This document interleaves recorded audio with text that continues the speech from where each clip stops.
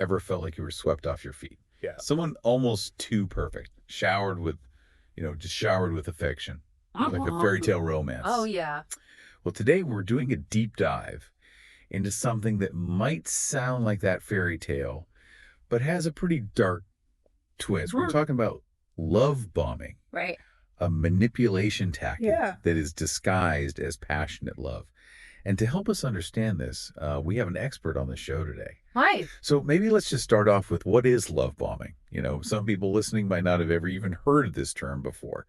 What exactly are we talking about here? Yeah, so love bombing, it's this well, it's a form of emotional manipulation, and it happens when someone uses excessive affection, attention, and gifts really early on in a relationship to basically gain control over the other person. Okay, so it's not necessarily that giving gifts or showing affection is bad. It's the intention behind it and the speed at which it all happens, right? Exactly. Yeah. Like you said, a new relationship, there's often a lot of excitement and attention. That's normal. Yeah.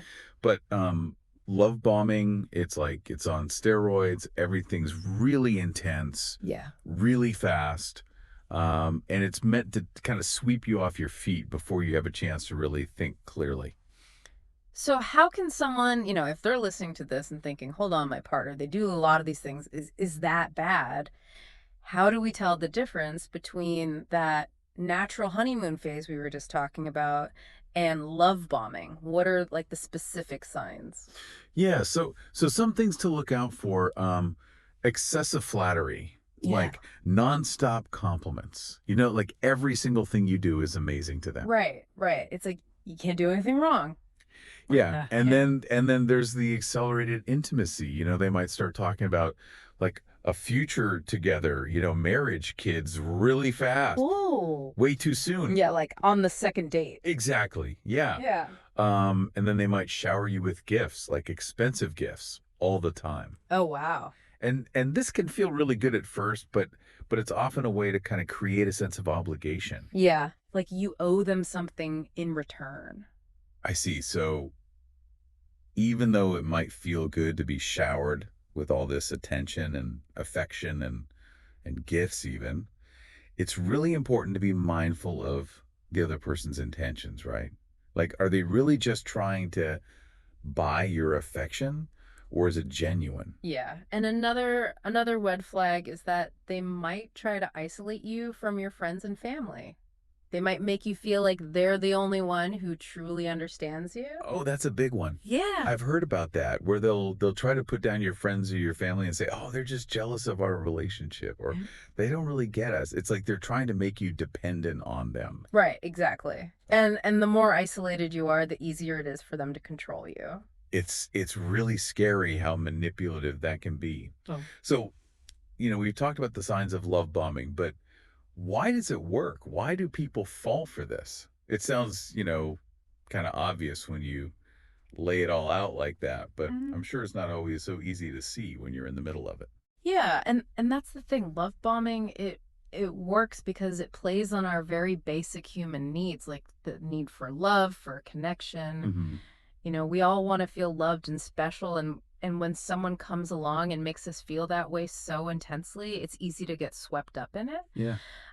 Plus, our brains, they release all these feel-good chemicals like dopamine and oxytocin when we experience love and affection. Oh, right. So we're literally getting a chemical high from being love bombed. It's like they're hacking into our brain chemistry almost. Yeah, and that's why it can be so hard to break free even when we know something's not right. Okay, so let's say someone listening to this is realizing, okay, I think maybe this is happening to me. Yeah. What can they do? What are some steps they can take to protect themselves? Well, the first step is awareness. Hmm. Now that you know what love bombing is, you can start to look for the signs in your own relationships. Right. And if you see those red flags, trust your gut. If something feels off, it probably is. That's good advice for anything, really. Yeah, Always trust your gut. exactly. And then set boundaries. Don't be afraid to say no. If they're moving too fast, tell them to slow down. Yeah. If they're showering you with gifts, you can say, hey, I appreciate the thought, but I'm not comfortable with this. Right. Right. And if they're trying to isolate you, make sure you stay connected to your support system. Yeah. Talk to your friends, your family, get their perspectives.